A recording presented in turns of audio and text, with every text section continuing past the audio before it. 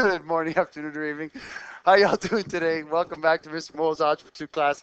Today, guys, we're going to continue solving systems.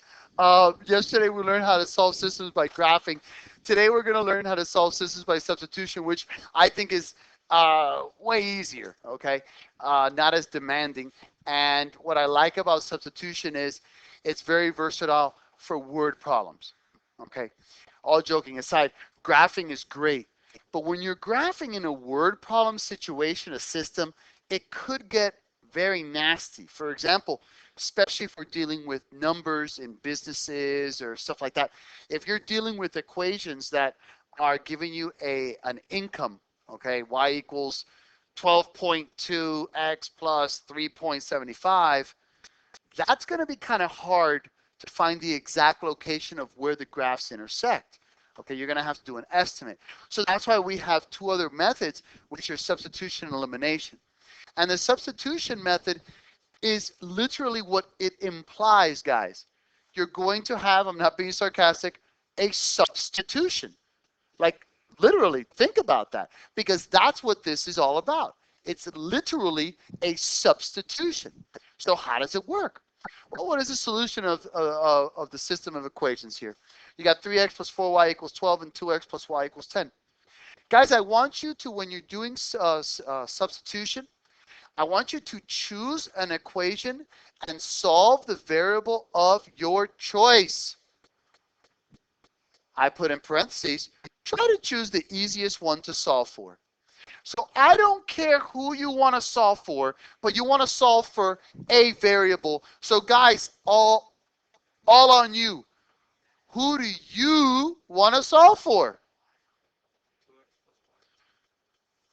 Okay, who do you want to solve for?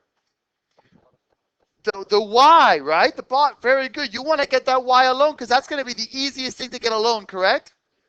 So that's my step one. Let's solve for one variable in terms of the other. So if I subtract my 2x to both sides, I've got y equals negative 2x plus 10, and bada bing, bada boom. That's step one. Does that make sense to everyone, guys? Okay? Because this guy here, so that's step one. I'm going to put it right there, okay? That's step one. Now, step two, substitute the expression for the variable you just solved for in the other equation, period. Solve for the other variable. So now that you know what y is, guys, okay, isn't this a y as well? Doesn't y equal negative 2x plus 5? So I am literally going to substitute that in, giving me 3x plus 4 times y, which is negative 2x plus 10, equals 12. Are you with me so far? Substitution, that's it. Once you see it, it's done. So now I've got 3x minus 8x plus 40 equals 12. So I've got negative 5x equals 28. So x equals negative, should be, yep, it should be positive. Negative 28, and then divide by positive 5, by negative 5, so that'd be 5 and 3/5. And that would be my x. So my brother, it's a great question, son. You could put it as a fraction, as a mixed number, or even as a decimal. You're going to have to plug it in and find the other value. So basically, it's up to you. Literally what you want to work with. Okay, my man? So yeah, you could have had that as 5 and 3/5 or 5.6. Doesn't matter. And then last but not least, substitute the expression for the variable you just solved for in the other equation. Solve the other variable. So now that you know that x is 5 and 3/5 or 5.6, let's go ahead and plug it into what y equals. So y equals negative 2 times, I'm going to go ahead and do it in decimal, 5.6 plus 10. So that's negative Negative 11.2 plus 10, so y equals negative 1.2. So my solution is the ordered pair, 5.6, comma, negative 1.2. And then, if I plug that into either of those equations, it better work.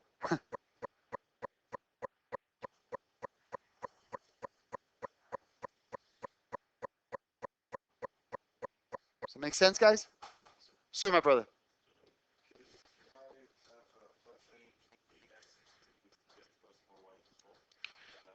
Okay, the question was, could I have plugged in the x into here to solve for y?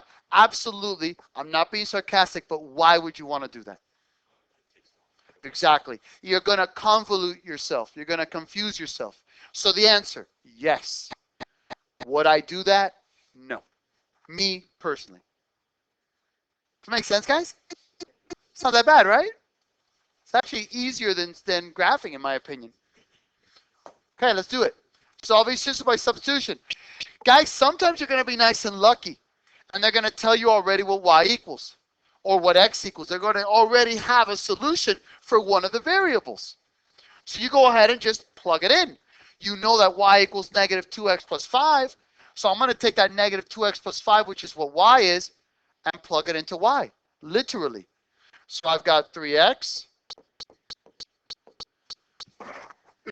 Excuse me. 3x plus 5 times y, which is negative 2x plus 10 equals 8. So I've got 3x minus 10x plus 15 equals 8. So I've got negative 7x equals negative 7. What happened? Sorry. Wrong. 50. So this is negative 7x equals negative 42. Coño moro. 42. So divided by negative 7. X equals 6. Now that x equals 6, you can plug it into either equation, but I would like to plug it into the easiest of the two. So I'm going to go ahead and take that x equals 6 and plug it right there. So y equals negative 12 plus 10. So y equals negative 2. My solution is 6 comma negative 2. And when you plug it in, it better work.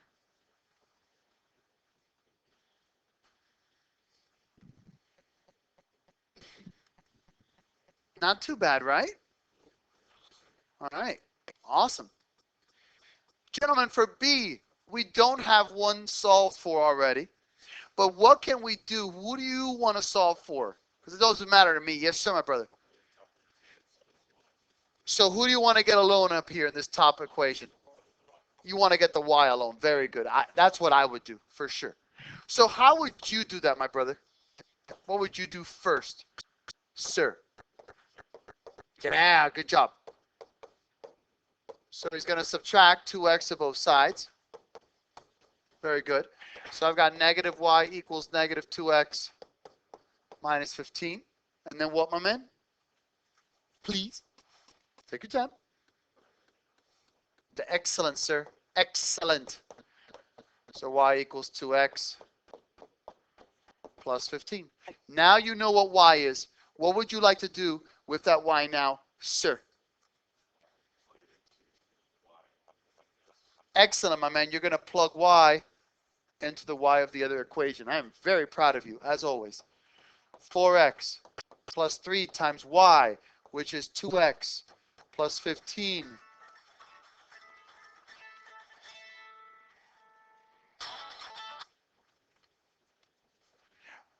Two x plus 15 equals 5.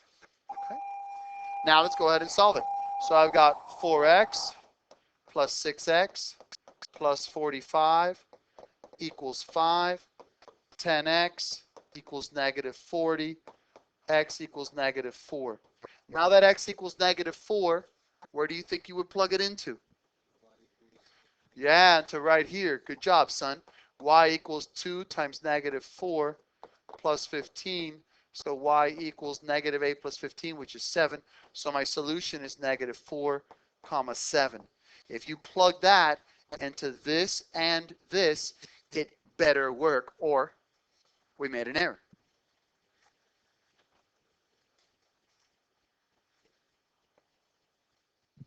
How we doing, boys? Make sense? Not bad, right? Not bad? Cool, cool, cool. Proud of you guys. All right. Well, this guy right here. Who do you want to solve for first? The x. This x, right? That's what I would do as well. Yes, sir.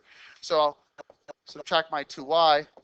So I know that x equals negative 2y plus 13 halves or 6.5, whatever you want. I don't care.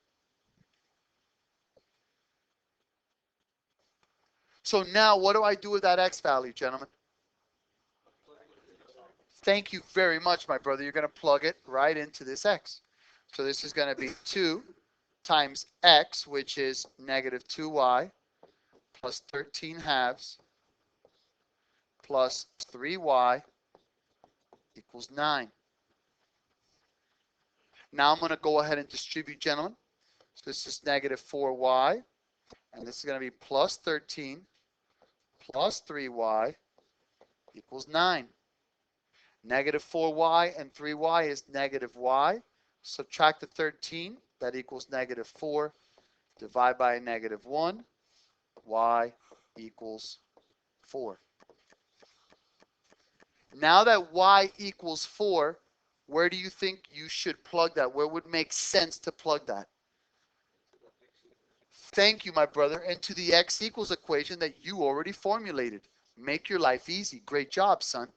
So now I've got x equals negative 2 times y, which is 4, plus 13 over 2. Guys, don't be afraid of the fractions, please. This is negative 8 over 1 plus 13 over 2.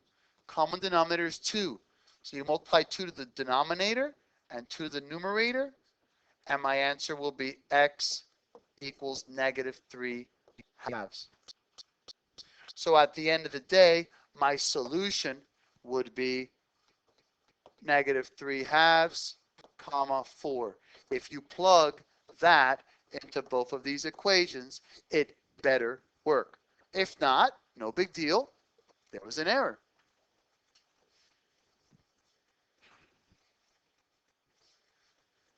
It's not that bad, is it? All right. Who would like to come up and do this one live on camera? Come on, guys. I believe in you. Which one of you guys? Come on. Let's do it.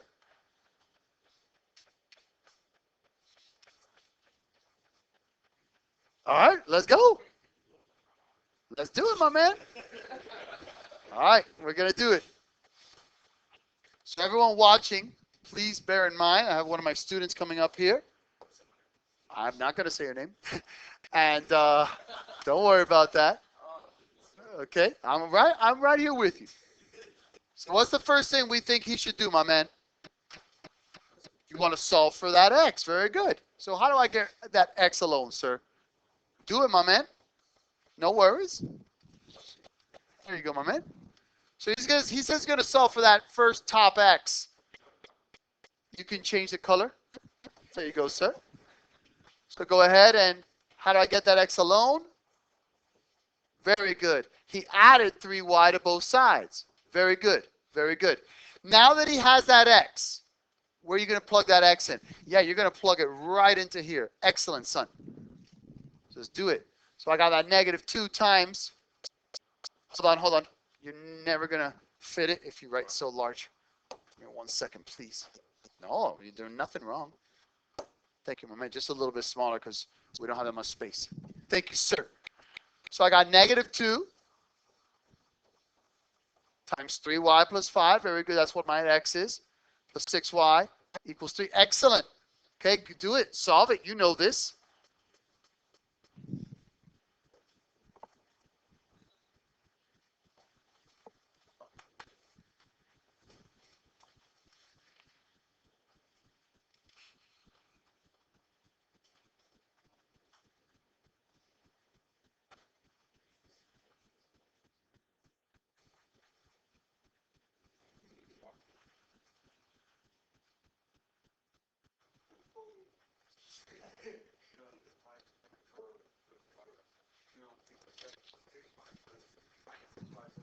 Think about it. I don't want to do it for you, bro. What's negative 6y plus 6y? 0. Okay. So now, what's 0 minus 10? What's 0 minus 10? Negative 10. So does negative 10 equal 3? So if you have a false statement, that is a no solution. Very good. Very good. Thank you. Excellent, my man. Good job. Now, well, for this bad boy, what do you think we want to do here first?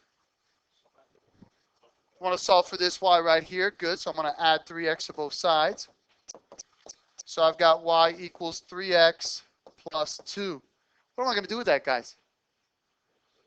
I'm going to plug it in. Yeah. I'm going to take this. I'm going to plug it right into that y. So I've got 6x minus 2 times y, which is 3x plus 2 equals negative 4. So I've got 6x minus 6x minus 4 equals negative 4. The 6x minus 6x cancel, and I'm left with negative 4 equals negative 4. Is that a true statement? If it's a true statement, then that means it's all real solutions. If it's a false statement, like this guy here, then it's no solution.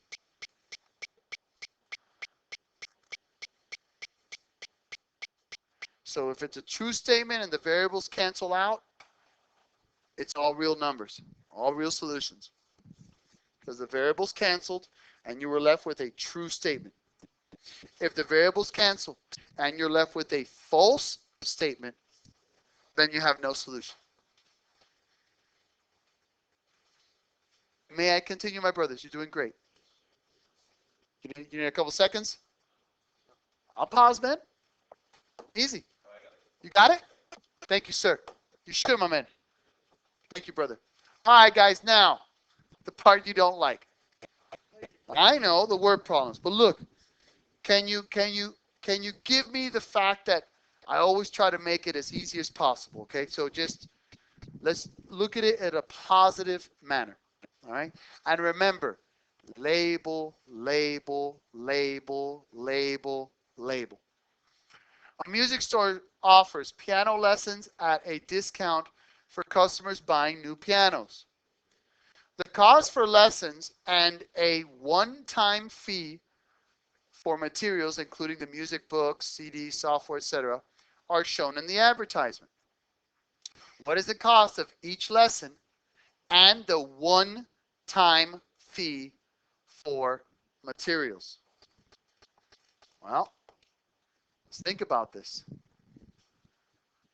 What facts do I know?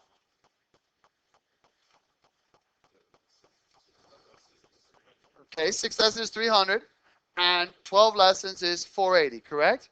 So I have two things going on here. I have the cost of each lesson and the one-time fee. So what I'm going to do is I'm going to label. Me personally, I'm going to say, hey, X is my cost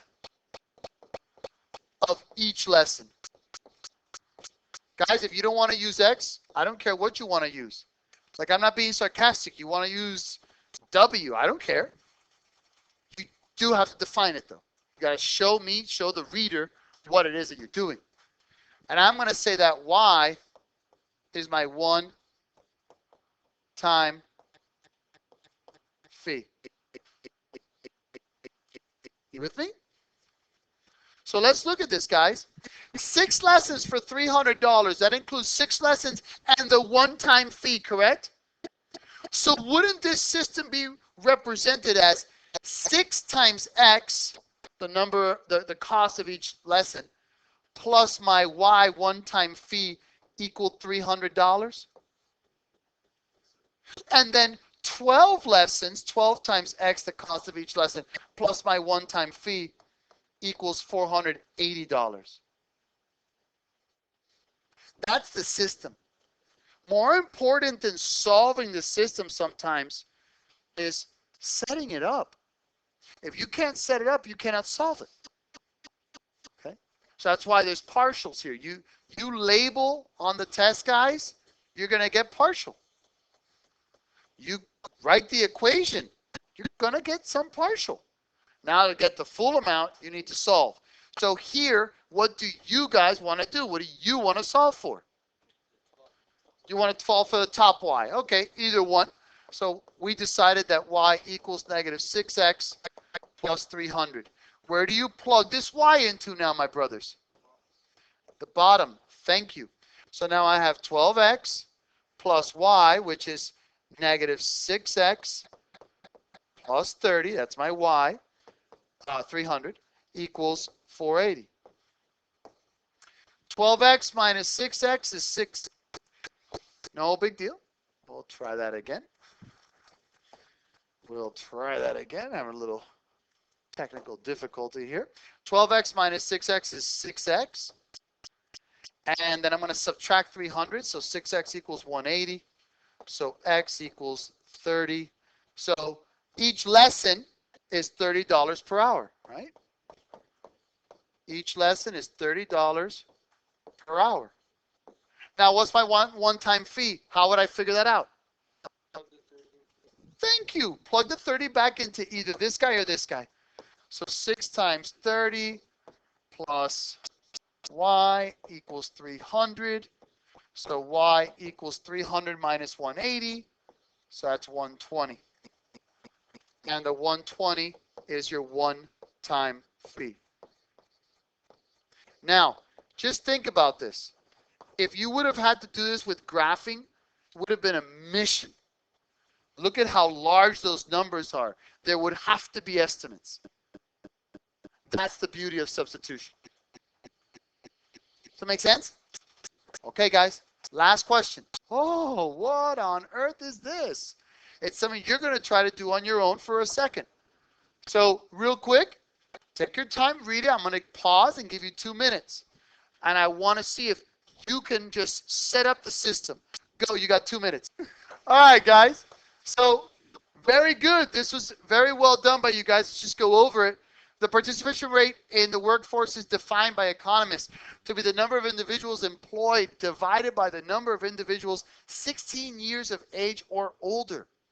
The participation rate for men, P, equals negative 0.08T plus 243 and 96 hundredths, where T is the year. The participation rate, P, for women is given by P equals 0.24T minus 415.10, where T is the year. Based on these models, when, if ever, can we expect the participation rate of women in the workforce to equal the participation rate of men? Guys, this, for all of you that got confused, don't make this difficult for yourself. Keep it simple. Guys, don't the letters P equal each other? Doesn't P equal P? So take the participation rate of men, which is negative 0.08T plus 243.96, and set it equal to the participation rate of women, which is 0.24T minus 415.10. That's the setup. Now let's solve it. Let's do it. So I'm going to go ahead and add 0.08T to both sides. And I'm going to add 415.10 also to both sides. So I'm left with here 6, 0, carry the 1, 9. What is it? Thank you, my brother. And that's going to equal 0.32 T divided by 0.32. I would let you use a calculator here. So T equals, I'll use a calculator. There you go. 2059.56. So basically, T is the year. So in about 2060, guys, there will be the same number of women in the workforce as men. Now, some of you may say, Morrow, that's nice and all, and you're a nice guy, and thanks a lot for working hard, but who cares? Guys, there are people that make a lot of money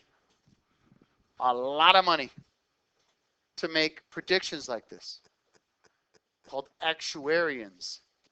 Okay, make a lot of money by making predictions. So this is used by governments, agencies, businesses, economies. It's very important. Yes, sir, my brother. Yeah, this is kind of like a statistical kind of thing. Yes, statisticians use this very good. Substitution in your pocket. Beautiful, right? Thank you so very much, guys.